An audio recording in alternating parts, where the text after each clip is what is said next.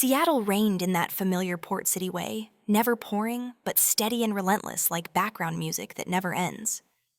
The wall clock in the staff room had just ticked past 11:47 when I swiped out, tucked my badge into my thin coat pocket, and realized my nurse shoes had been soaked for who knows how long. The corridor of Harborview Hospital was growing quiet. Only the steady drip of IVs and the weary hum of neon lights stretched toward the staff exit. I, Sophia Bennett, pediatric nurse, had just finished a 12-hour shift packed with reassuring smiles, tiny scraped hands, and a 3 a.m. emergency IV insertion for a 7-year-old girl. Ordinary things. Routine things. Or so I told myself as I pulled up my hood and stepped into the parking lot. Rain peppered the dark pavement in fine circles, the cars gleaming as though holding their breath. Footsteps echoed behind me, measured, deliberate. I paused, my fingers tightening around my keys. Every hospital safety bulletin I'd ever read flashed through my mind in fast forward. The smell of liquor mingled with damp raincoat reached me before the voice did. "You've been avoiding me long enough, Sophia." Brandon Cole. 2 words sharp as a hook tearing through the fragile calm I'd built. He still wore his detective badge pinned crookedly to his chest, his dark raincoat glistening with droplets. For a moment in the flicker of the parking lot lights, the face that once meant safety looked like a beautiful sketch, violently erased familiar lines twisted out of shape. "You're drunk, Brandon. Go home." I tried to sound steady, pressing my back to the side of my old Civic, the metal biting into my palm. "Home." He laughed unsteady. "In Seattle, people who have homes are the ones who pay their bills on time. As for me," he hesitated, eyes darkening. "Someone mentioned your mother. Don't turn a minor problem into a big one." The rain lashed sideways, cutting cold against my neck. "My mother, Eleanor, was in the King County Memory Care Unit." I stiffened. "Please don't say my mother's name." My voice rasped. He stepped closer, each movement measuring the distance between authority and fear. "I can make this go away just one conversation. Come with me."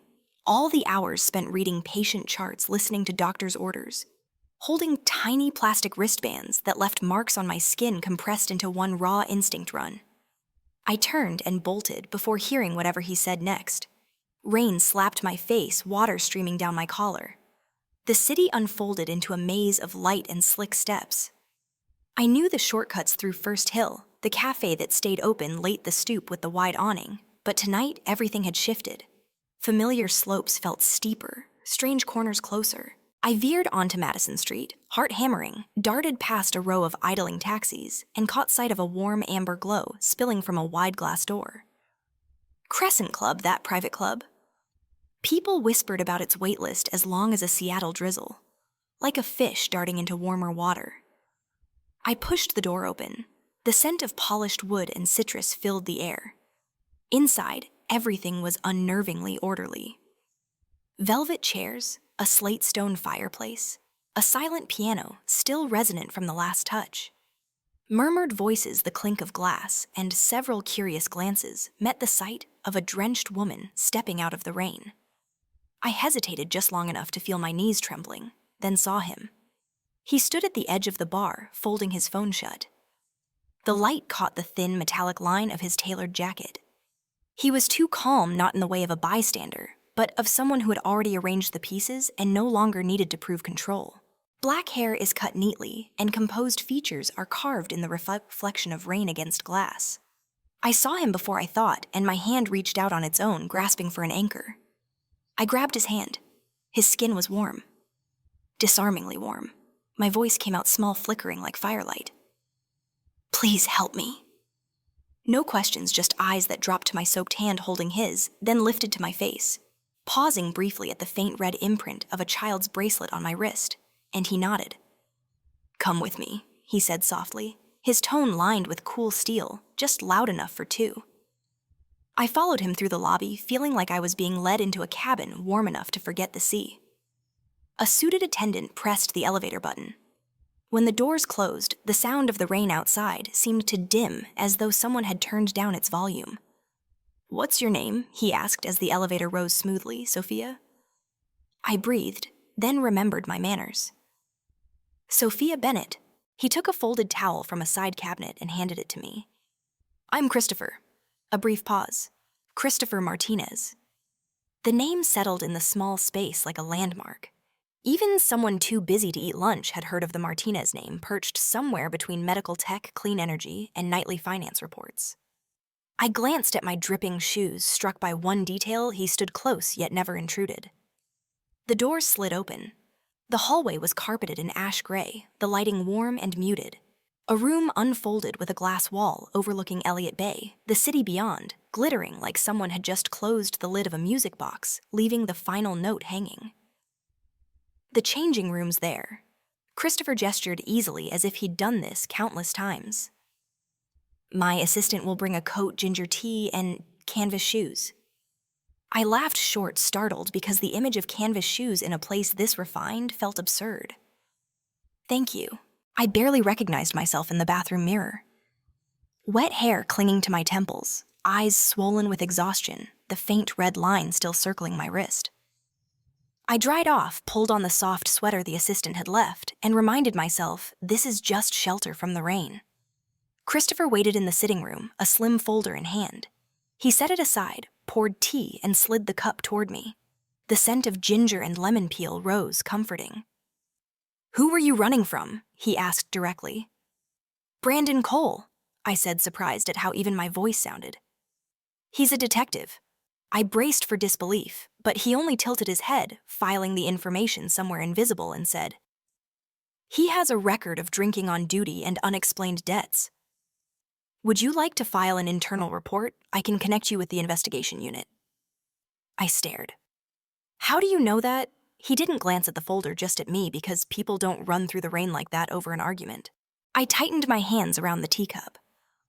I don't want anyone hurt. I just need time. Christopher nodded, calm enough to make it seem like he could slow the city down if I asked. Time is something I can buy, he said evenly, but the choice will always be yours. I looked up. Some fragile line inside me between fear and self-respect had just been named and placed precisely where it belonged. He slid a thin sheet of paper toward me. This is a brief. I can arrange temporary housing, private security, and a lawyer to file a restraining order.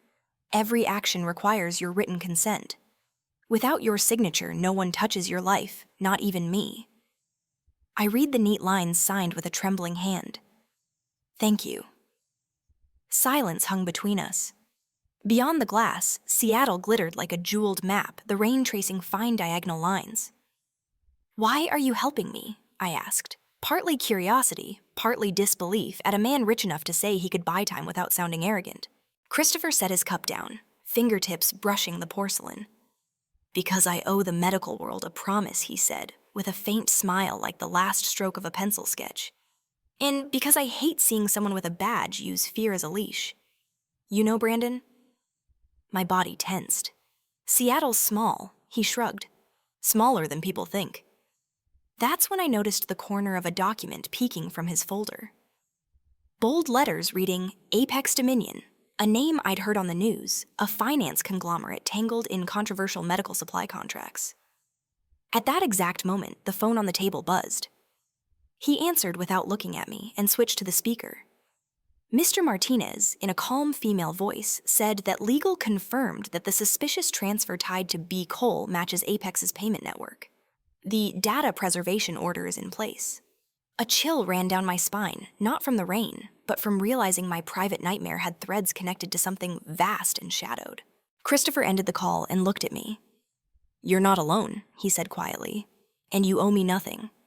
But if you want, we can do this by the book fast enough that those hiding in the dark won't have time to move. I didn't answer right away. The red mark on my wrist faded warmth from the tea spreading through my palms. Sometimes the city is too loud to hear you, but in some rooms, everything is silent until only one question remains. What do you choose? All right, I said, hearing my own voice steadier than before. But 2 conditions: no violence, no bribery. If we act with evidence. Christopher's mouth curved slightly like someone completing the most complex puzzle. Agreed. He didn't reach out to shake hands, he'd already learned respect for distance. I laid my hand on the table, brushing the teacup's rim, meeting his gaze. At that moment, I thought some encounters looked like shelter from the rain, but were really crossroads. The glass wall trembled in the wind. Rain draped the sky like silk down to the bay's edge. Somewhere below, Seattle kept living at its own pace. But here, a small agreement had just been signed with my trembling signature and his precise one. "There's one more thing," Christopher said softly, his tone like a pebble dropped into still water. "When you took my hand tonight, you thought it was a chance." But he paused. "I was about to leave that spot before you walked in." Someone texted me a name that made me stay. What name, I asked, half afraid, half drawn into that deliberate pause. He looked straight at me. "Brandon Cole." The room fell silent. Even the rain seemed to hold its breath. And in that silence, I understood one truth. I had stepped into a story that had begun long before I knew it existed. If you'd like to follow Sophia to uncover why Christopher stayed, and the truth behind Seattle's endless rain, the quiet San Juan Islands, and the secrets Apex is hiding, read Part 2. You can leave a quick comment. What do you think Christopher already knew about Brandon? I'd love to hear your guess before the reveal. Morning in Seattle always arrives in a milky light, as if the sun hesitates to wake. When I opened my eyes, the room was steeped in the gentle chill of dawn. The rain had stopped, leaving only beads of water sliding down the window frame, thin silver threads trailing in their wake. The scent of ginger tea still lingered in the air. Christopher had been up for some time. He sat at the desk by the window, back, straight white shirt sleeves rolled focused on his computer screen. The incredible glow lit his face, sharpening his jawline, and those gray, winter-calm eyes, the gaze that makes you want to step closer, even as you keep a safe distance. I sat up slowly.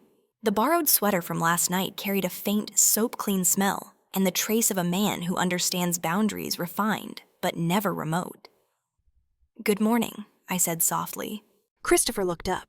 A light smile brushed his mouth, as if he could calibrate how much feeling any conversation required. "Good morning, Sophia. Your tea is on the kitchen counter. Security just reported in. Brandon didn't go home last night." My heart skipped. Could he do something? "Not yet," Christopher said, voice even and low. "But he's desperate. And desperate people tend to believe they still have control." I fell quiet. Brandon's look from last night flashed back half drunk and burning to destroy. He might take just one step to become the kind of man he once feared. Christopher closed the laptop and stood. He was tall, clean-lined, moving with the assurance of someone accustomed to making significant decisions. "I have a meeting in South Lake Union," he said. "But before I go, I need you to sign a few documents. Legally, I can't let you stay here without written consent." I skimmed the folder he handed over: temporary lodging agreement, personal information confidentiality, and attorney authorization to file protective orders. Everything was precise, tidy, nothing overreaching. He was right, his world was ordered. Even care arrived wrapped in lawful paperwork. I signed. He watched me, his eyes a silent nod. "Do you want to come with me?" he asked, light as air. "It may be safer than staying alone." I meant to refuse, then remembered Brandon was loose somewhere in this city. "I'll go," I said. "But I don't want to cause you trouble." "Trouble is what makes things interesting," Christopher replied, picking up a dark coat and settling it around my shoulders before we stepped into the hall. His car glided down Pike Street, slick and shining after the rain. Seattle was startlingly clear, early opening coffee shops, neon signs still half lit, the smell of espresso braided through damp wood. I sat in the passenger seat. Eyes on Elliott Bay, small boats moored in the mist, weak light pooling on the water like liquid silver. "How long have you lived in Seattle?" I asked to fill the quiet. "All my life," he said. "My family's company goes back to my grandfather. I was the first to leave for school in Boston, and then I came home." I turned to him. "And now you run everything." "Not exactly." A small smile. "I keep it from collapsing." These are simple words, but something in his voice ran deeper than his usual calm, a fatigue that belongs to people who stand on summits and still take each step as if on a wire. We turned into South Lake Union glass buildings, mirroring the low clouds. The car stopped before a tower, whose silver letters read, Martinez Ventures. A poised woman with a sharp bob approached Amelia Pike, his personal attorney. Mr. Martinez, the personal protection petition was filed this morning. She said, her gaze passing over me without judgment. Just a courteous nod. The court will review within 48 hours. Thank you, Amelia, Christopher replied, then to me. Come along, I want you to understand what's happening. The conference room on the 32nd floor was wide and bright. A glass wall looked out over Lake Union white sailboats lying beneath a muted sky. A financial web lit up on the main screen between Apex Dominion, the Seattle Police Department, and a set of shell companies. The words Coal Investigations Unit appeared 3 times. Brandon is receiving money from Apex. Amelia said, labeled as Security Consulting Stipends. Funds move through 3 intermediaries. Not explicitly illegal, but suspicious enough. I stared at the screen as B. Cole repeated like a haunting watermark. I murmured he told me he was overworked because of his sister's med school loans. I believed him. People who need money know how to tell stories. People believe, Christopher said quietly. My hands tightened. You're calling me naive, no? He paused, meeting my eyes. You have a heart that many people lost a long time ago. But in this game, goodness must be guarded. It can't be the default you gamble with. His voice was low, not cold. Maybe that's why Christopher is hard to define. He can be the most dangerous man in the room, and the gentlest one watching you tremble. Amelia closed the folder All Business. I'll coordinate with the FBI to transfer the evidence. The rest is the government's job. We stay silent. No, Christopher said crisp. We go public. The press should know, but we choose the timing. He issued the instruction to Amelia, then turned back to me, gentling again. You can wait in my apartment downstairs. I won't be long. I nodded and stepped out. But as the elevator doors slid shut, a thought flashed. How does he know so much about Brandon, more than what an investor might pull from a database? He knew the smallest edges as if he'd been watching for some time. The chill ran through me, then dissolved like a raindrop breaking. A moment later, I saw him in the glass corridor speaking on the phone. His profile cut by light so calm, I could imagine handing my life to someone like that. That afternoon, I left with a young assistant. The car headed for the Bainbridge Ferry. Christopher wanted me to take a few days at a house by the sea, quieter, less visible. I didn't argue. Partly out of fear of Brandon, partly to see what a man like Christopher does outside his safe zone. The ferry pulled away. Seattle receded, veiled by a fresh curtain of rain. I leaned against the rail, the salt air filling my lungs. Beside me, Christopher stood still, long coat lifting in the wind. He looked into the distance and said, voice low, you know this city runs on trust. Trust that bridges hold power, stays on, and people don't betray. When trust breaks, the whole system fails. I turned. What about you? What do you trust? Data, he said with a slight smile, though sometimes even data lies. That look sparked through me like a struck match under a gray sky. For a fleeting second, I forgot the investigation, forgot the cloud named Apex hanging above us. I saw only his eyes cold as rain with something unmistakably human inside. The ferry tipped gently. A gust cut through, carrying the sea's chill. Christopher stepped closer and set his hand on the rail beside mine, close enough for me to feel his warmth without a touch. You don't need to be afraid anymore, he said, softer, almost a whisper. But remember this, when a man like Brandon loses control, he doesn't run to the law. He runs to the past. And I don't think he'll stop with you. I drew a long breath. You talk like you already know how this ends. He was quiet for a while, eyes on the horizon. Because I've been that person, power in hand, someone I thought I loved, and I lost everything by thinking I was stronger than my own feelings. A wave struck the hull and burst into white foam. I didn't ask more. Maybe in that sentence, Christopher had confessed something of himself. We docked at San Juan Island after dark. A wood house tucked among pines glowed with warm light. Stepping inside felt like entering another world. No rain sound, just pine and fire and the wind threading narrow windows. Christopher opened a case and set his laptop on the table. He turned back to me. No one will find you here. There are guards and an alarm system. But if you want to leave, I won't stop you.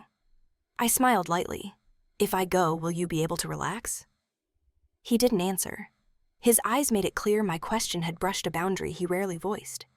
When he turned away, I looked around the black and white frames on the wall, an old photo of a laughing girl of about 6 on a beach. On the back, in small letters, Elena, for you, I'm still here. I suddenly understood he carries a wound that never quite closed. Maybe that's why he saw something in me that made him pause in last night's rain. The island night was so quiet I could hear the clock counting. I lay under the blanket, thoughts nodding. Outside, the sea tapped softly against rock. From the living room, a seam of light under the door. Christopher's shadow stretched long across the floor, solitary, but not lost. I didn't know if I was safer now, or if I'd stepped into a different kind of danger where feeling and reason blur their lines. I only knew that in the damp gray of San Juan's night, a man remained awake, and each time he looked at me, I couldn't tell whether I was being saved, or drawn into something larger than fear itself. Mornings on San Juan Island have a different beauty so calm you might think time has stopped between the slap of waves and the wind threading the pines. Thin sunlight fell through the window, laying honey-colored warmth over the wood-paneled room, while a trace of night's chill lingered. I woke to the smell of freshly roasted coffee.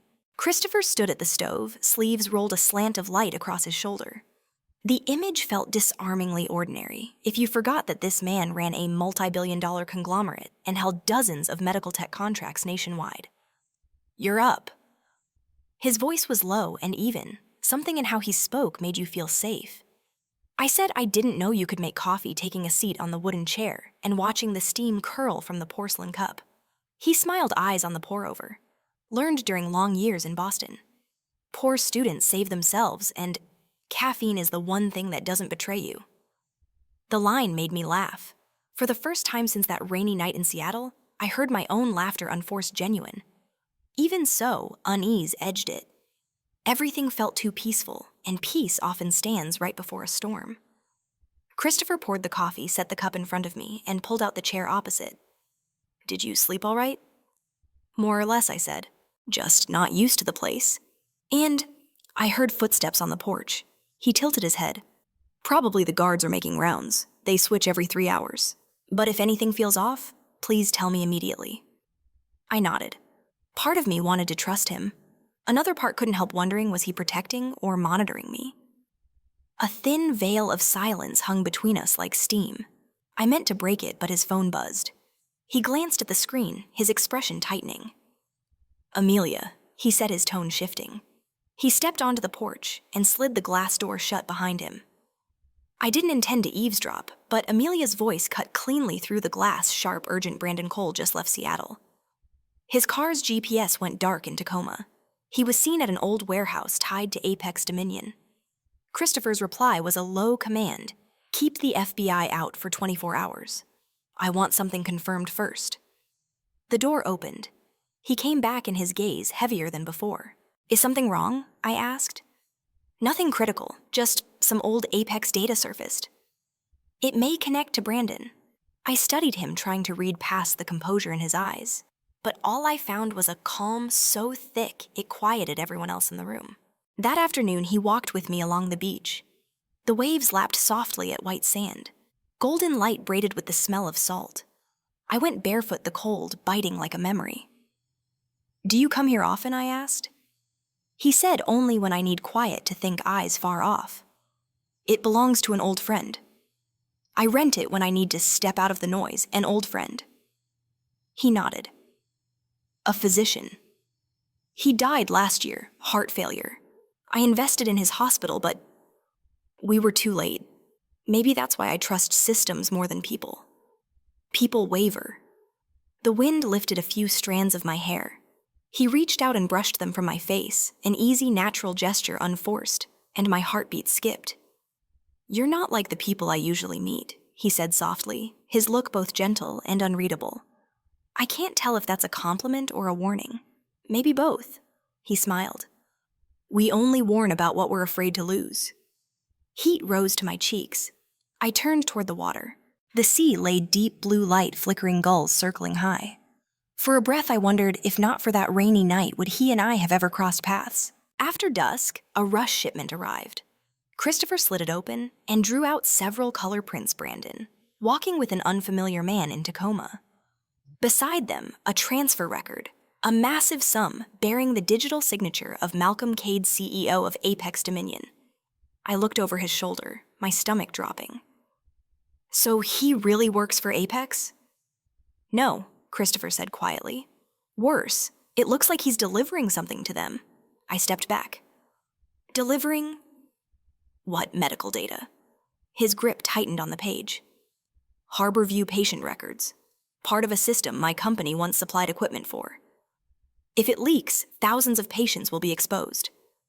I reeled. That's impossible.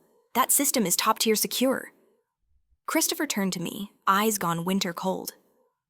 Brandon had access. He could have cloned data before his suspension. I bit my lip. If this comes out, the hospital will be investigated. And I'll be implicated. No, you won't, he said flat and certain. I'll make sure of it. What are you going to do? We need proof. The only way is to catch him in the act. I stared at him, dread rising. You said we. You want me involved? He nodded, calm to a frightening degree. You're the only one he still trusts. He won't be wary if you call. I froze. Every instinct screamed that this was madness. But somewhere between fear and a fragile faith in the man before me, I couldn't say no. Promise me you won't cross the line, I said, no illegal moves. I promise, he answered, voice steady. I drew a breath. All right, I'll call him. The call went through the next morning. Brandon picked up on the second ring. His voice was rough but clear. Sophia, you finally decided to talk. Where are you? I kept my tone even. Somewhere safe. I want to talk. I don't want to hurt anyone. You're lying. You're holding hospital data. What are you planning to do with it? He went silent, then gave a short laugh. Still clinging to right and wrong, huh? The world doesn't run on ethics. Do you want to sell it? No. I want back what's mine. What's yours? I frowned. The system I helped build. I wrote the original security layer. They took it from me and replaced it with Martinez Ventures garbage. And him, who is he? A man who buys justice with money. My grip tightened on the phone. You mean Christopher? You think he saved you? No, Sophia. He's using you as bait. He's been tracking me for a while. He knows everything even about us. The words caught in my throat. You're lying. It's true. How do you think he has a copy of your personal records? Even your mother's medical file from the memory center. I went cold. Where did you get that? I have friends at Apex. They send me everything. And maybe they'll send him to hell with you. The line clicked dead. I stared at the phone, my hands ice cold. Christopher stepped in, eyes scanning my face.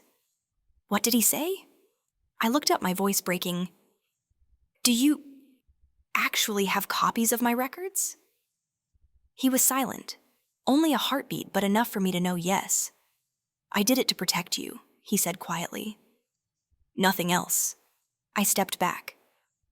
Protect me by invading my privacy. I needed to know if you were in danger. I didn't read them. I cut in, my voice shaking. Then, how do you know which memory facility my mother is in, or her physician's name? He said nothing. For the first time, the control in his gaze cracked something like regret flickering through pride. I needed to know how to help you, he said. That was my mistake. I'm sorry.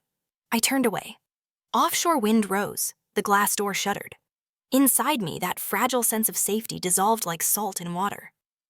The man I'd treated as shelter was building a cage around me too, only his was polished and elegant. Christopher stepped closer, his voice low and so honest it made me want to believe him, if only once more. Sophia, there are secrets I can't explain in a sentence.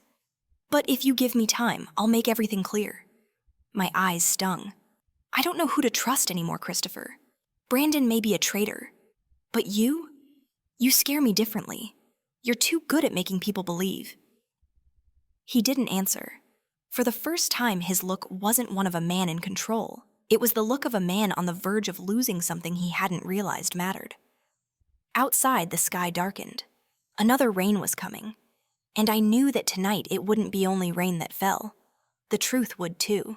That afternoon, an off-season rain swept suddenly over San Juan Island. The sky darkened so fast, the seabirds didn't have time to change course. From the window, I watched slanting drops batter the glass and stream into long lines, as if someone were trying to erase the morning's calm. Christopher had been out all day, leaving only a brief note on the table. "I have to go to Tacoma. If I'm not back in time, stay inside. Don't open the door for anyone, even if they say they're from me." I read those lines again and again, my thoughts in knots. He asked me to trust him, yet he was the one who made trust feel most fragile. Maybe Brandon was lying, but maybe Christopher wasn't entirely innocent either. Evening passed to the murmur of rain and the tick of the wall clock. I sat by the window, fingers wrapped around a ginger tea gone cold, forcing myself to stay calm. Each time the wind hissed through the cracks, my heart jumped as if someone were circling the house. Then, as my gaze drifted into the dark, the phone on the table vibrated. A text from an unknown number. Only 4 words. "Step out to the porch." I froze. It couldn't be Christopher, he never texted like that. I hesitated a few seconds, then grabbed a flashlight and eased open the wooden door. Outside, the rain had softened. A figure stood beneath the eaves, drenched hood pulled low. As I started to back away, a hoarse, familiar voice spoke. "Don't be scared. It's me, Hannah." I stiffened. Oh my God. Hannah. My colleague missing nearly 2 days was shivering, lips tinged purple with cold. I pulled her inside, wrapped her in a shawl and coat. "What happened? Why are you here?" Hannah dropped into a chair, eyes wide with genuine fear. "He's been watching you, Sophia."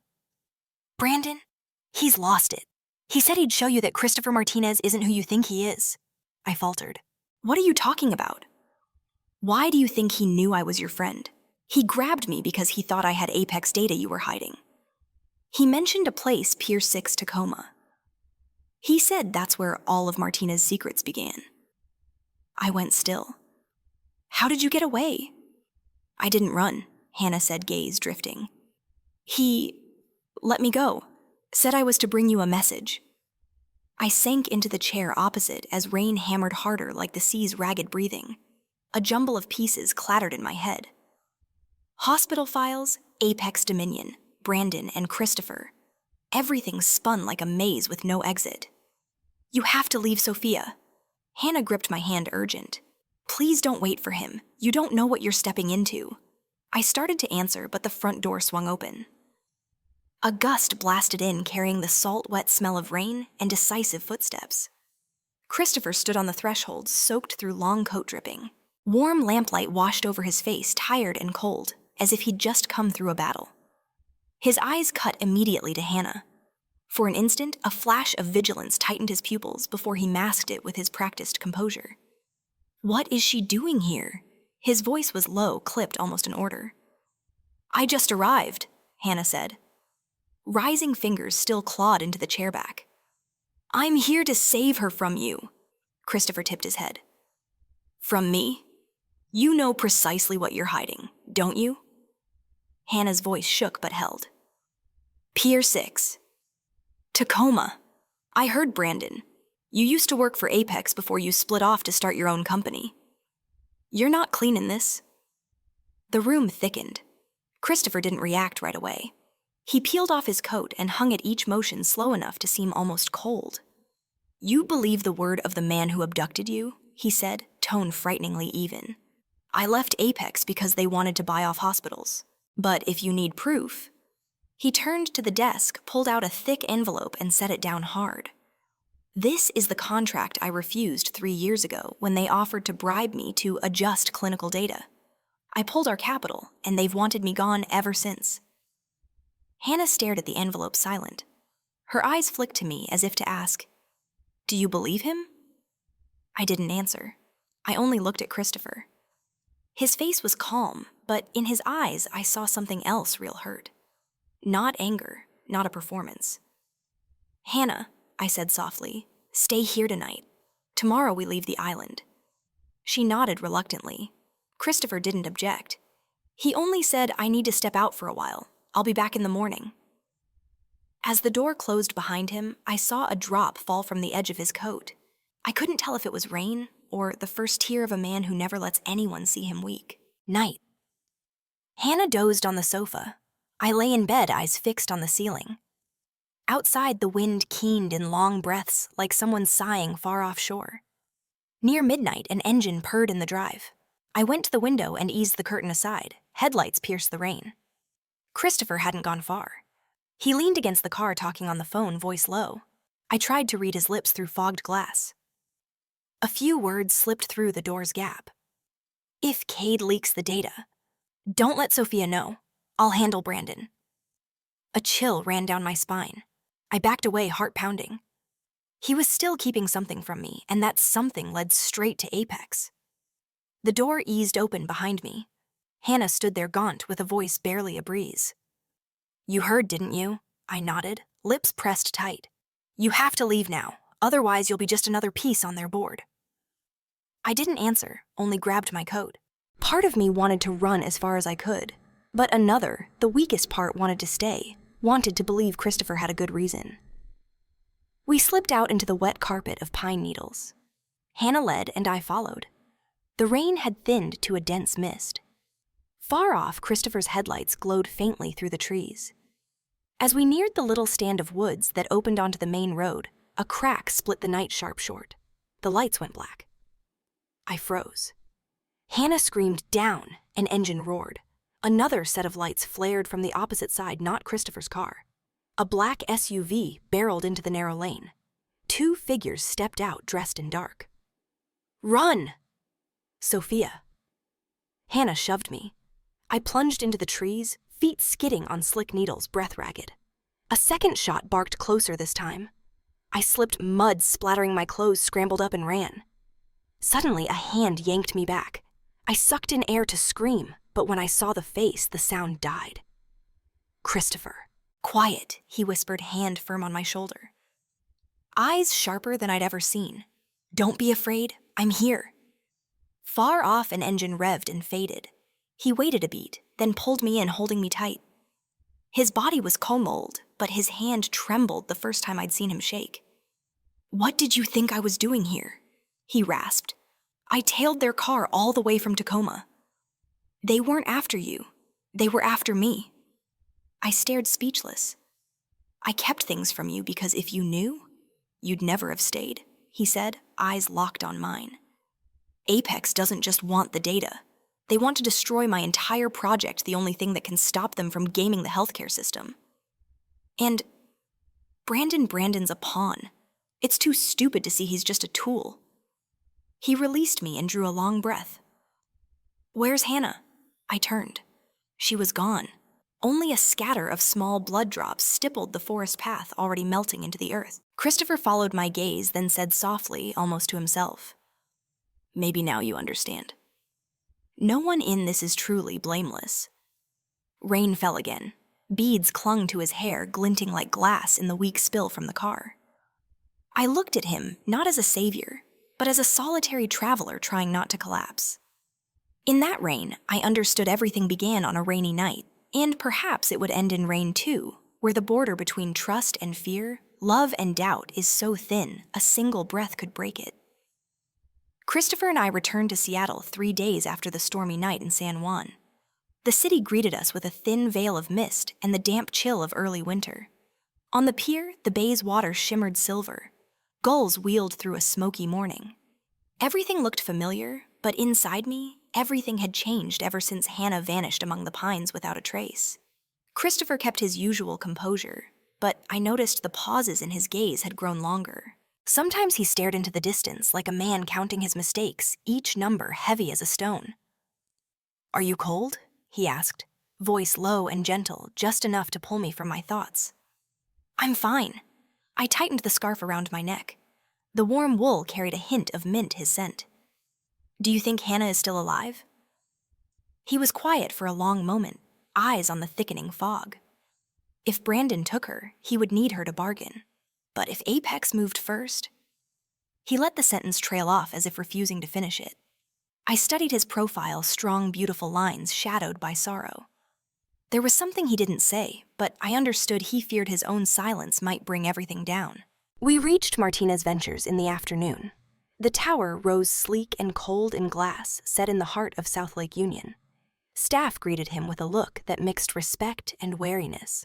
As for me, an outsider breathing the air of power, I could only follow quietly. The conference room on the 34th floor opened like a ship's bridge into the sky. Heavy shades rose to reveal Seattle in pale light. Christopher's attorney, Amelia Pike, stood waiting, sharp-featured worry flickering in her eyes. "Mr. Martinez," she began quickly, "the rumors are out. Several financial outlets are implying that you previously worked with Apex Dominion. I've tried to head it off, but—" "It's all right," Christopher cut in calmly. "The louder it gets, the easier it is to trigger a formal investigation. We need to make part of the truth public before they twist it." Amelia glanced briefly at me, then nodded. "What do you intend to disclose?" "Just enough to pull them into the light." He turned his gaze, meeting mine. "Sophia, would you be willing to testify about Brandon's intrusion at the hospital?" I stiffened. I'm not sure I have the standing." "You were the one threatened," he said, voice soft but firm. "Your statement carries weight. I'll have Amelia coordinate with the FBI, not for revenge to keep you safe." I looked at him, wanting to believe, yet the crack in my chest remained. I had once trusted him completely, and then feared that trust was just another game of power. That night, I sat alone in the high-rise apartment he'd arranged. Outside, rain swallowed Seattle. Streetlights smeared across the slick pavement. My phone lit up on the table, a nameless text. "If you want to know who Martinez is, visit the Piermont Hotel Room 5 to 12. Tell no one." I stayed still. My heart thudded as if gripped by a fist. Part of me knew it might be a trap. But the other part, the weaker, more curious part that craved the truth, won. I left the apartment, pulled on a raincoat, and took a cab to the waterfront. Rain mingled with fog. That night, Seattle felt swallowed by a cold, damp dream. The Piermont appeared through the downpour, a brick relic with a sputtering neon sign. I climbed the stairs, heart pounding, and stopped at 512. The door was ajar, no one inside. The room was dark, lit only by a laptop's weak glow. On the desk, a thick file. The cover read, "Martinez, Apex Contract Archive 2017. My hands shook as I turned the pages. Christopher's name appeared repeatedly. Project Director, Apex Research Funding Liaison. Beneath it, his signature clean, unmistakable. My breath caught. Impossible. He had said he left Apex for ethical reasons.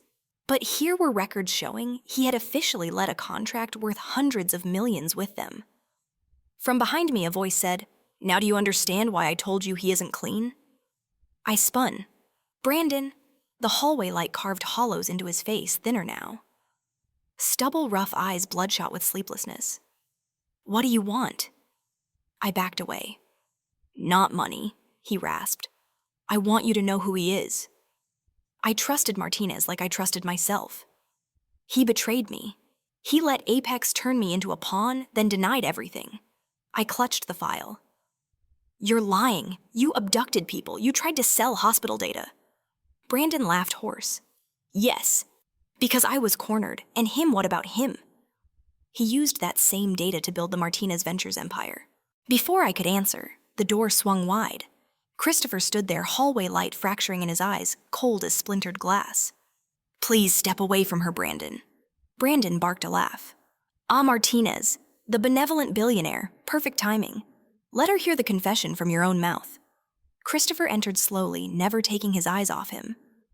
"If you're going to shoot, then shoot. But don't forget everything's on record."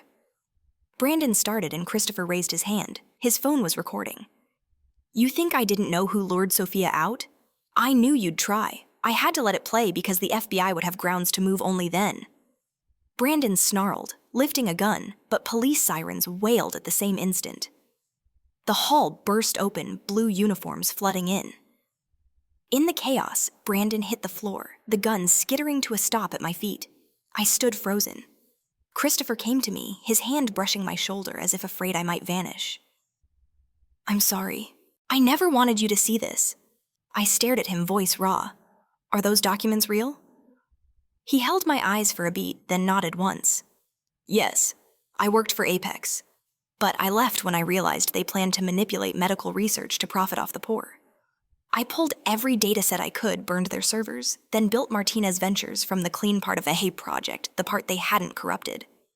You hid it because you feared I'd think you're like them, because I was afraid of losing you. In the flare of police lights, that confession fell as lightly as a breath, blurring everything around me. The doubt, the anger, the fear thinned under the warmth of a gaze I'd been trying not to meet. 2 days later, the news was everywhere. Apex Dominion was under investigation.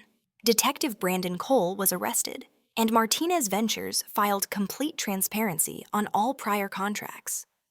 Amelia met me at a small cafe by the lake. She slid a slim envelope across the table. Christopher asked me to give you this. Inside was a photograph Christopher and me on the San Juan ferry, he laughing, me tilting into the sea wind. On the back, a small handwritten line. Everything I've built can be taken. But I still have somewhere to return, if you trust me even a little. I set the photo down, vision blurring. Outside Seattle kept raining, the kind that never stops cold, but honest. And in that rain, I realized sometimes love doesn't begin with absolute trust, but with the decision not to leave, even when every rational thought tells you to run. Because there are people, shadows, and all who still make you want to stay, to learn who they truly are when there's nothing left to hide. After the last winter rain, Seattle woke to a rare kind of sunlight, the kind locals jokingly call a temporary pardon. The glass wall stretched wide from the top floor of Martinez Ventures, reflecting the city like an enormous mirror. Everything transparent, except the human heart. Christopher stood there gazing down at the sea of high-rises, silent as if listening to the city breathe. He wore a white shirt, sleeves rolled up the metal of his watch, catching the light. Beside him stood me, not as someone needing protection anymore, but as a witness who knew too much and couldn't quite walk away. The court has issued preliminary charges against Apex Dominion, he said quietly, his tone even like a news report. Brandon will stand trial. He's negotiating a plea deal. I nodded. You sound calmer than I expected. Because I've been preparing for this for a long time. He turned to me, eyes softening. What I wasn't prepared for was you looking at me like a stranger. I avoided his gaze, pressing my hand to the cold glass. I don't know how to look at you, Christopher. Everything I know about you is both true and false. You saved me. But you also kept me in the dark. He smiled faintly, neither sad nor defensive. You have the right to be angry. But sometimes to protect someone, you have to let them misunderstand you. You call that protection? My voice trembled. Or is it control? His eyes flickered. Then he stepped closer, close enough for the air between us to thicken. His scent cedarwood and black coffee filled the space. If I truly wanted to control you, he said slowly, do you think you'd still be standing here questioning me? I said nothing. Not because he was right, but because his voice dissolved every word I'd planned to say. That afternoon, the press conference began. Below, dozens of reporters crowded the floor, flashes bursting like storms. The lights washed over his face, composed, confident, the look of a general returning from battle.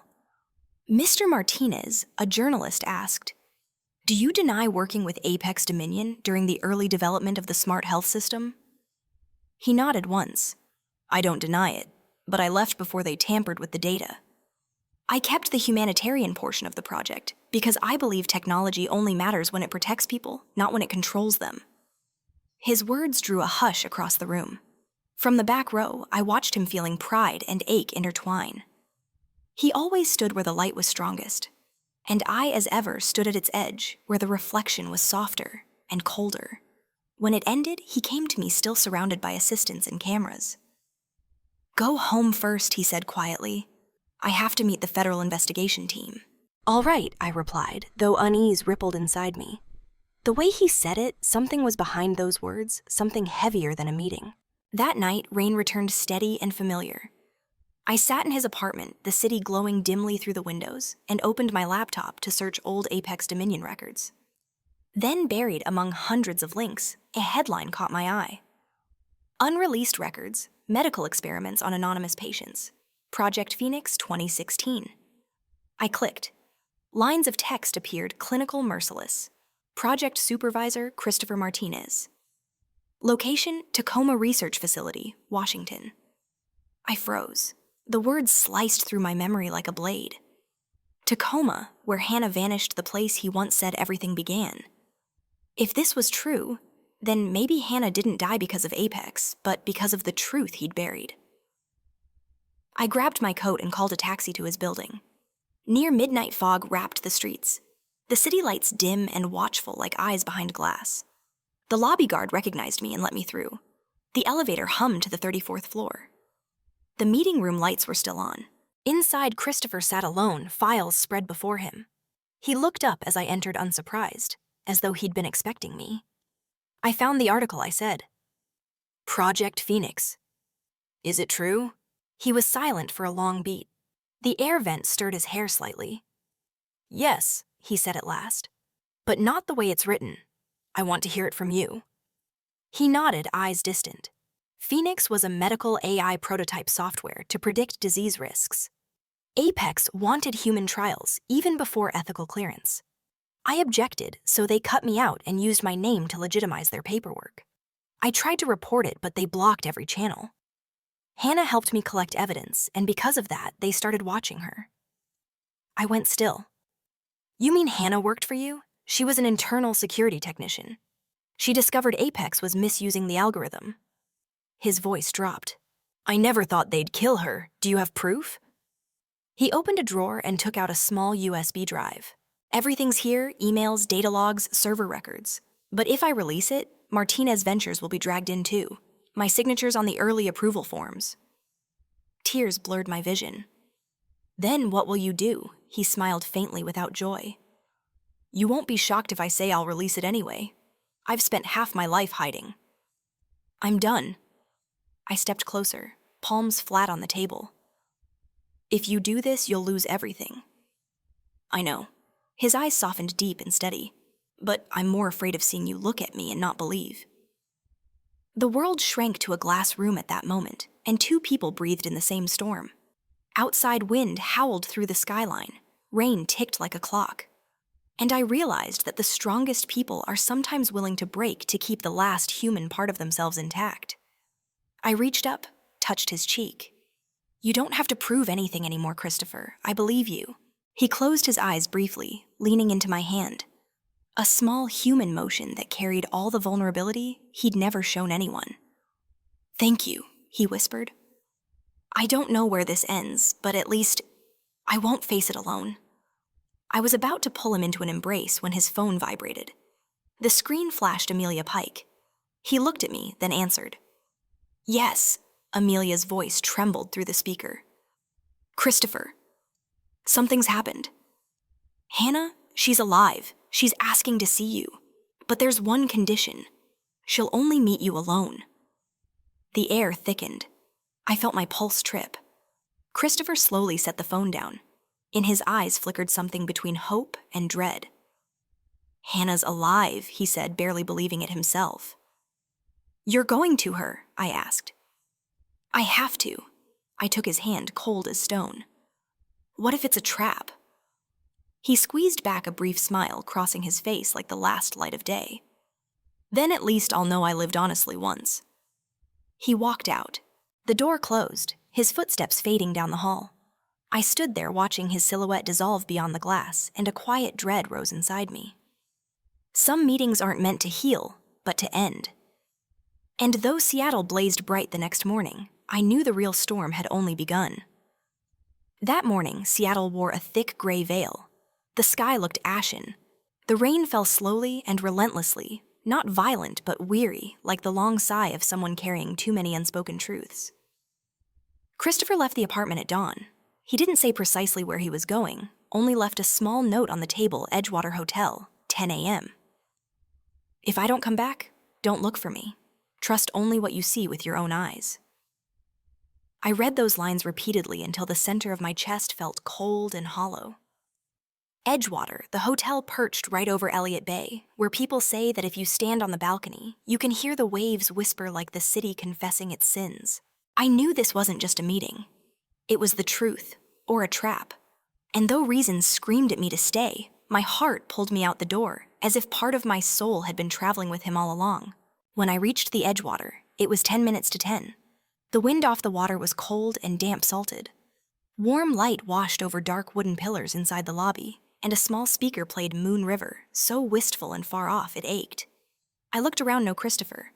But at a table by the window sat a woman, brown hair in disarray, a gaunt face, dark rings under her eyes. Hannah. She was alive. I went to her heartbeat, skittering relief and fear tangled tight. Hannah looked at me, and her eyes were no longer dazed, like when I saw her on the island. Now there was something profound and cold in them, like someone who had crossed death and returned to say one last thing. "You came," she said softly. "He'll be here in a few minutes. But before you see him, I want you to know nothing is as simple as you think." "I know," I said. "Christopher says Apex is behind everything. And you?" "No." Hannah cut me off, her gaze intent. "Apex isn't the root. They're just a parasitic snake. The person who ran Project Phoenix from the beginning was Christopher Martinez." I went numb. "What are you saying? He didn't just sign his name. He designed the algorithm, Sophia." Hannah's voice tightened. I saw the source code logs. He created the patient classification system, who gets treated and who doesn't. Patients labeled high risk were dropped from aid lists. And I discovered it. My lips trembled. "But he said many things." Hannah gave a small laugh, not bitter, only sad. "He might be right about Apex. That doesn't wash the blood off his hands." I stood there, my ears filled with the offshore surf. My palms went cold and damp. Before I could answer, the glass door behind me opened. Christopher walked in. A dark, long coat hair beaded with mist. His eyes found mine first. No shock, no panic, just a brief pause that seemed to stop every breath in the room. "Hannah," he said slowly, his voice rough and low. "I knew you'd do this. You no longer have the right to know," Hannah replied, standing. "I've been silent long enough.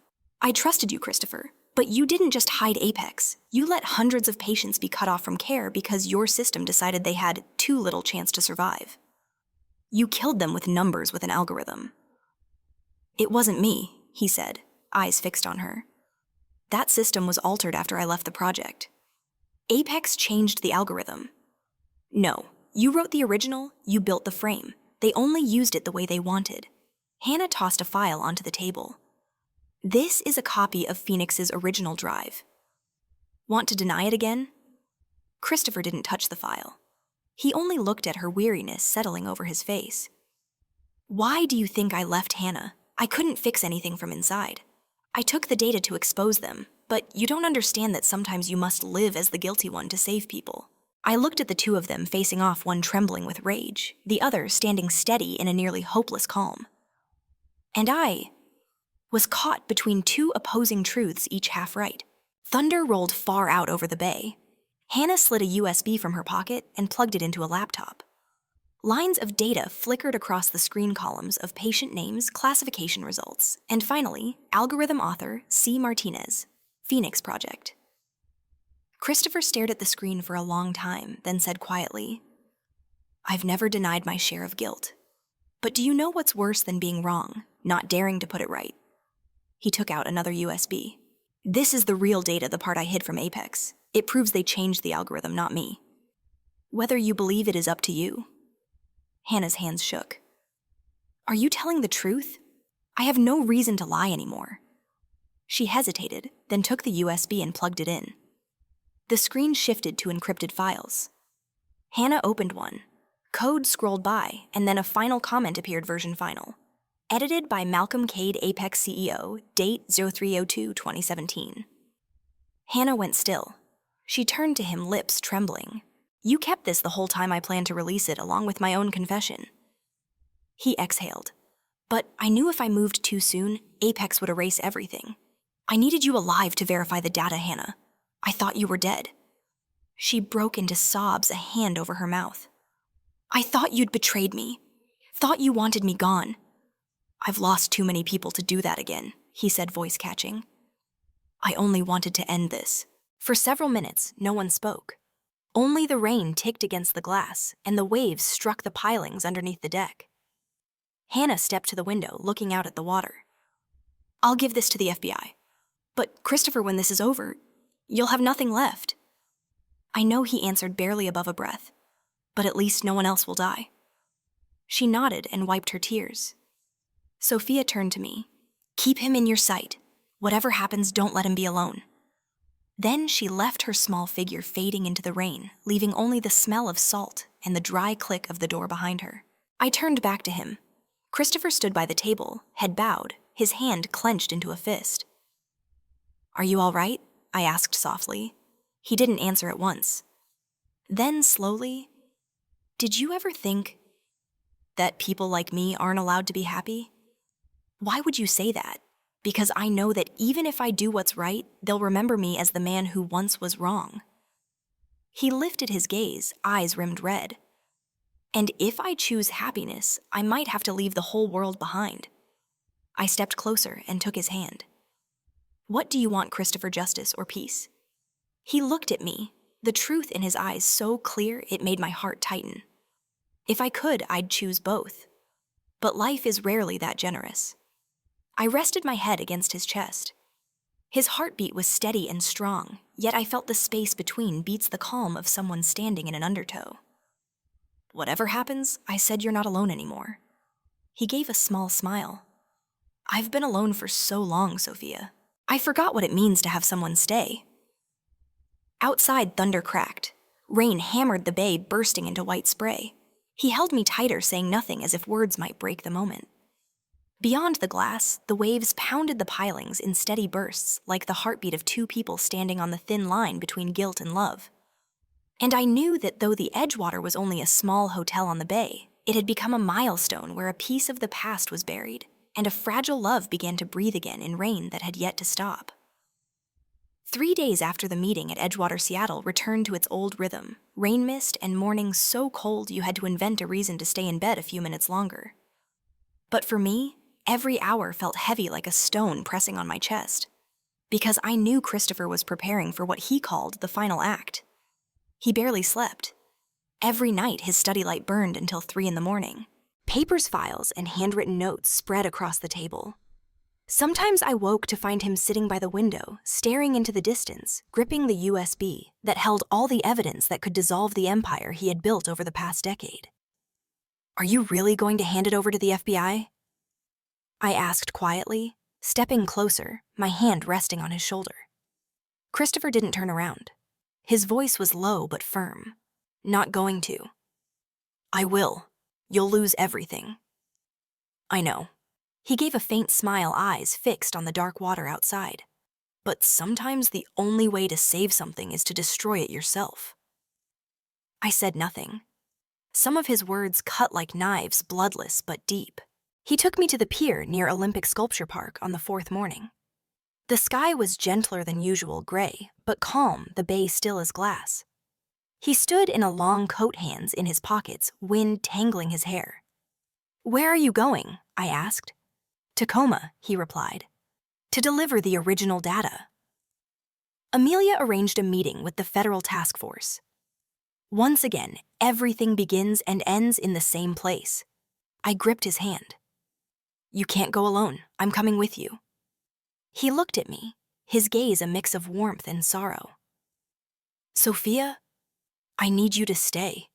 If anything happens, you'll be the only one who can prove I chose the right side. You talk like you know you're not coming back." He smiled faintly, the smile chilling me to the bone. "I don't know. But if I do come back, I want you to see me as I am, not as a headline or a man on trial." "Don't say that." "I mean it," he said, brushing his fingers against my cheek. "I regret nothing except one thing. I waited, that I let you step into my world." I let out a shaky breath, nearly crying. "Do you think I'd ever regret that?" "No," he said softly, a dim spark in his eyes. "I fear you'll never forget it." That afternoon, a letter arrived. White envelope, no name, just a handwritten line tilted slightly. "Don't open until I return." But he never came back. 2 days later, the news broke across every channel. A small explosion occurred at a Tacoma data facility. FBI confirms one person missing, suspected to be tech entrepreneur Christopher Martinez. I collapsed in front of the television. Each word from the reporter hit like a hammer. The burning warehouse flickered in my eyes like the Seattle sky had collapsed. I went to Amelia desperate for answers. Her face was pale. We found signs of a struggle.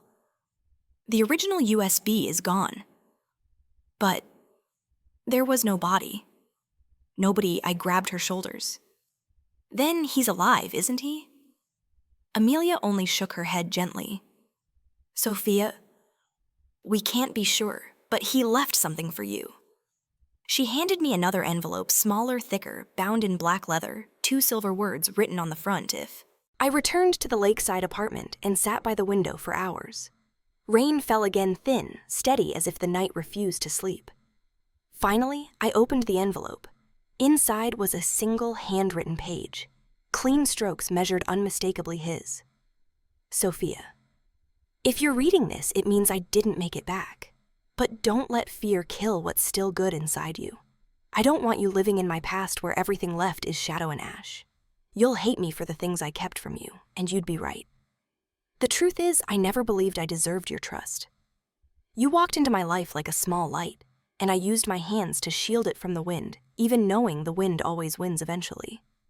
If one day you look out over the bay in the morning and see a light blink 3 times offshore, know that somewhere, somehow, I kept my promise. As long as I'm breathing, I'll find my way back. See, I read it again and again, my tears blotting the ink. Outside, the rain blurred the window into fog. I don't know how long I sat there. When I finally looked up, it was past midnight. Far out on the bay, a faint light blinked 3 times, slow, steady, then disappeared. I stood abruptly, my heart seizing. It could have been a ship's beacon, or it could have been a signal, just like he wrote. 3 weeks later, the investigation officially closed. The media declared Christopher Martinez missing in action during voluntary evidence transfer. Apex Dominion was dissolved. Malcolm Cade was arrested in San Diego, and Hannah, the key witness, left the city. I stayed in Seattle. Every morning I made coffee, opened the window, and looked out over the bay. Everything seemed to have returned to normal, but not really. The apartment still held traces of him, his dark coat by the door, the porcelain mug he always used, and the note I couldn't throw away where he'd written, "Trust what you see." Sometimes I saw him in dreams, sitting on the ferry deck, eyes fixed on the sea, hair blowing back in the wind, smiling like a man who had finally let go of everything. He never spoke, just reached out a hand, inviting me to continue the road he couldn't finish. One early spring evening, Amelia called. Her voice trembled. Someone just sent a package to my office. No name, no address. It only says for S. Inside was a USB. A USB, I whispered, my chest tightening. Yes. In Sophia, there's only one file, a recording. I think you should hear it. She played it. The sound of waves of wind, and then Christopher's voice, deep, rough, but so clear it stopped my heart. If you can hear this, I finished what was left to do. The original data is safe. Don't look for me, I don't belong here anymore, but you still have a whole life ahead. Don't let me be the reason you stop living. Wind rushed through the background. He paused, then added softly, but if one day you hear the waves at San Juan sound different, like someone calling your name, that's me to say, I kept my promise. The recording ended. I hadn't realized I was crying until I felt the salt on my lips. That night, I drove to San Juan Island. The sky was full of stars, and the sea was calm as dark silk. I stood on the cliff where I'd first seen him in the rain and listened. Waves brushed the rocks below. The air carried pine and salt. And then, across the quiet night, a ship's horn echoed low, long 3 short calls. I closed my eyes. A faint smile formed through the tears. Maybe he was gone. Or maybe somewhere out there he still existed in the mist of the Pacific, among the waves, the lights, the words left unsaid. Either way, I knew this much. Some people only need to exist once in your life, just once, for you never to forget them. And Christopher was exactly that person.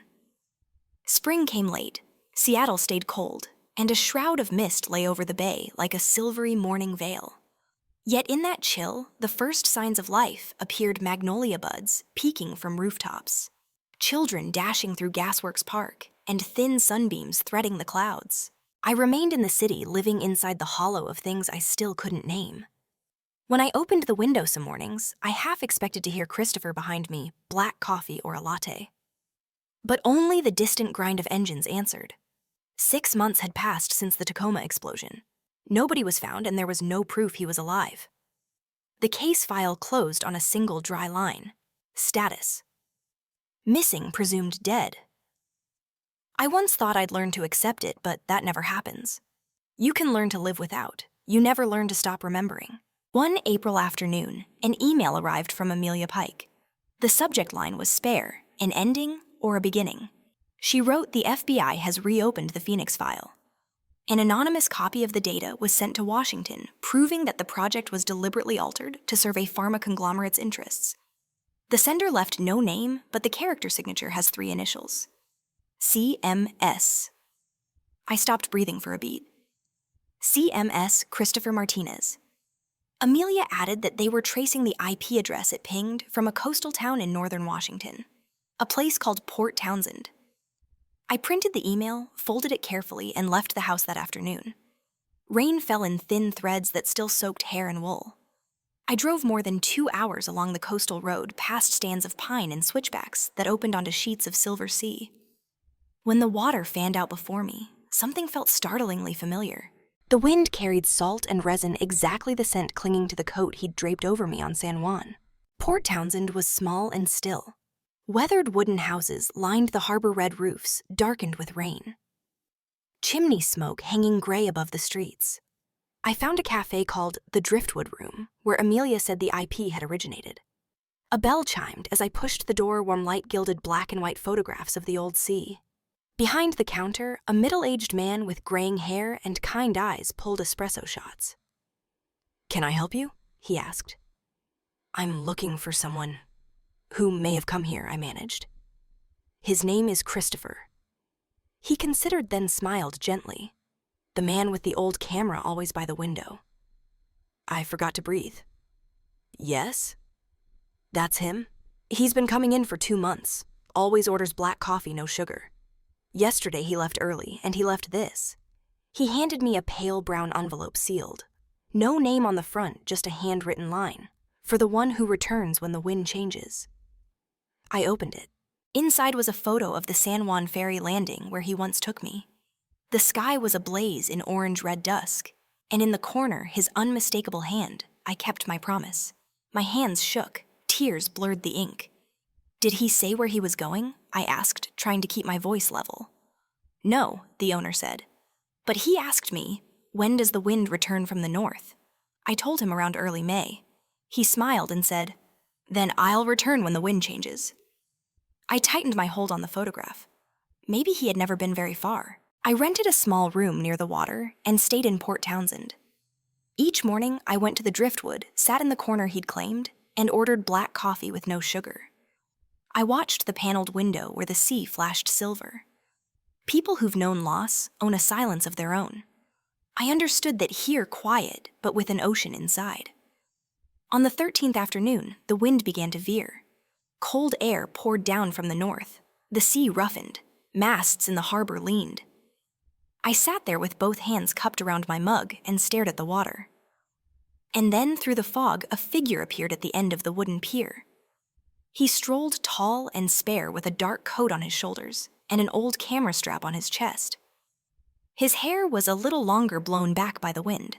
When the light glanced across his face, I knew him beyond mistake. "Christopher." I shot to my feet. The bell rang as the door swung open, this time matching the rhythm of my heart. He paused on the threshold, his eyes finding mine, and the world seemed to stop for an instant. No one spoke. Only the wind, the surf, and the distance between 2 people are narrowing. He came toward me 1 step at a time, slow and sure, as if afraid that one wrong move would make me vanish. "You're alive?" I said, my voice breaking.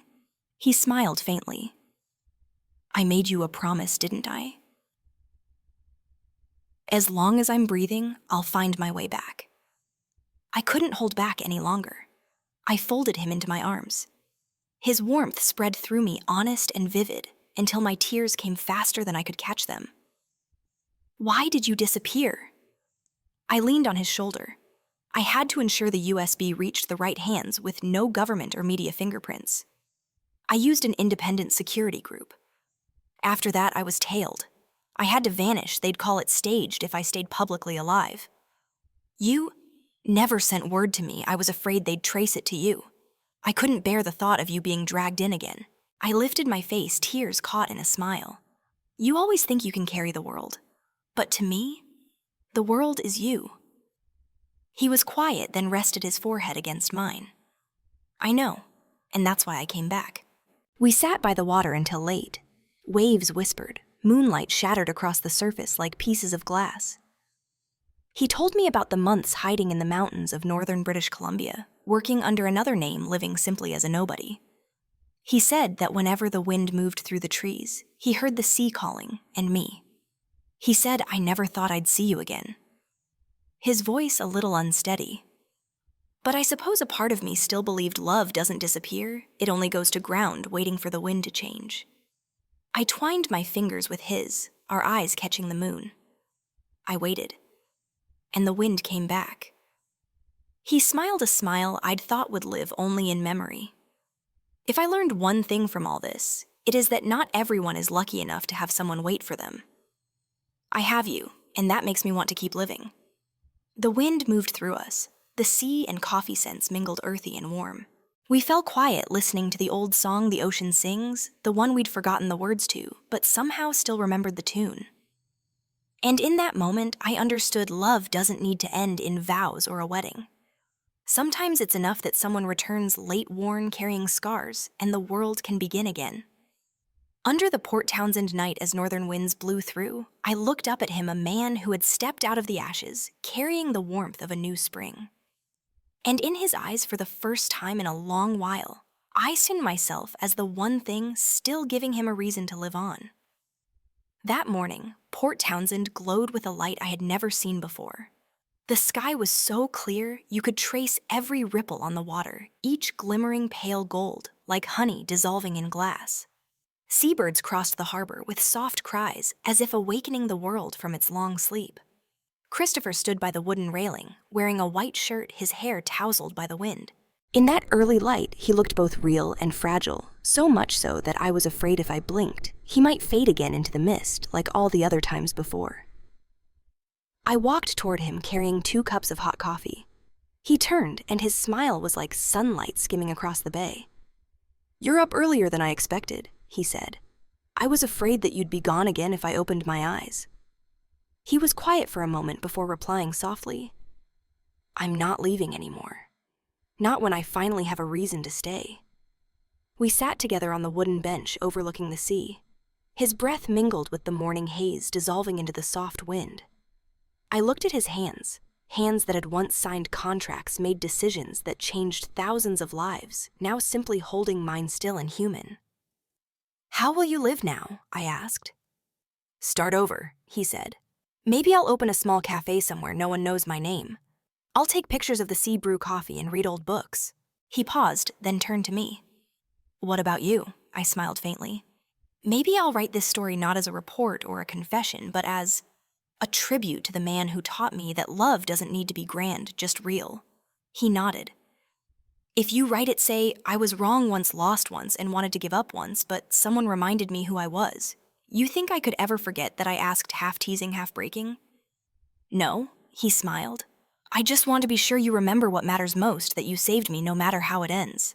By noon, the small harbor was alive. Fishermen hauled nets. Ship bells rang in the distance. We walked along the wooden dock past stalls of wildflowers and fresh catch.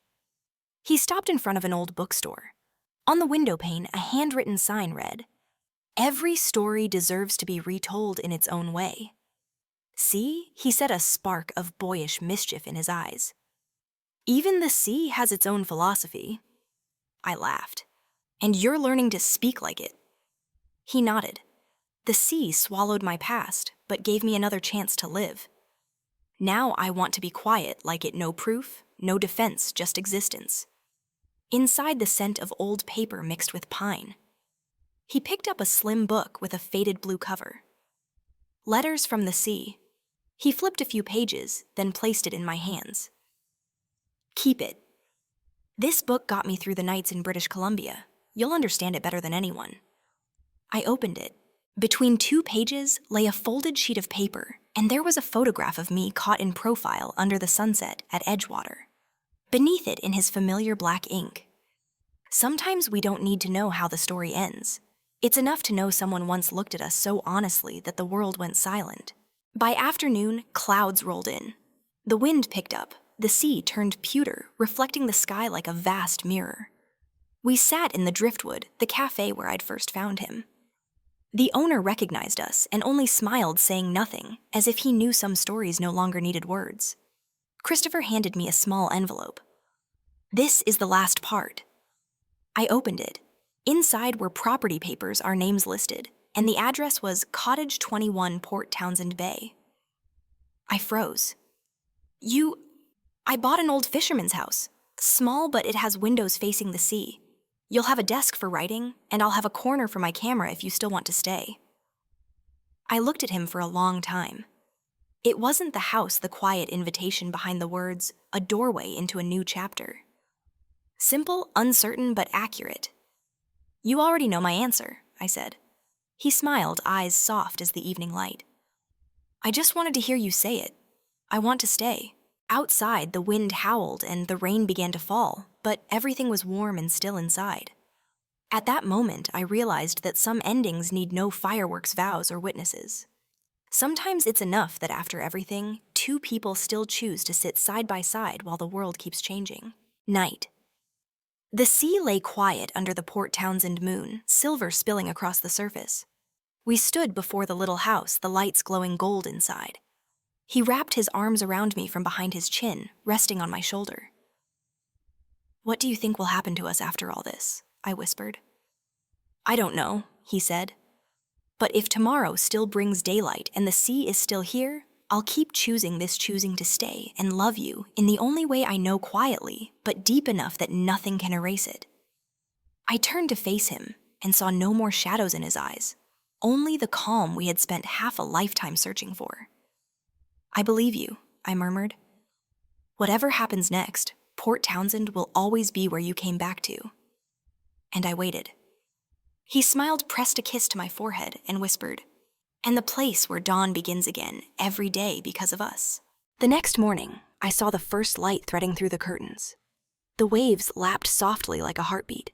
Christopher was still asleep beside me, peaceful, his hand resting in mine, warm, steady, real. I slipped out onto the porch. The wind brushed the bay.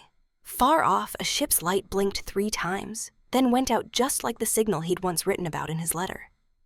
I smiled, tears slipping free, not from sorrow, but from the quiet certainty of peace. The deepest wounds may never fully heal, but light enters through them, just as Christopher had walked through darkness to find himself again, and in doing so found me. Today, the small wooden cottage still stands by the bay, where I sit and write this story. Beside my desk is the photo he took of me that first morning in Port Townsend, my smile reflected in his eyes, and his in mine. And if you're reading this now, maybe you believe what I came to believe, that sometimes love doesn't arrive to be perfect. It arrives to redeem. It teaches us how to forgive, trust, and begin again, not because someone deserves it, but because our hearts need to live again. Share this story if you've ever loved someone you thought was lost, only to have them return, not to say I love you, but to say I never forgot. Because true love doesn't always need a grand ending. Sometimes it only needs one person who stays and one who comes.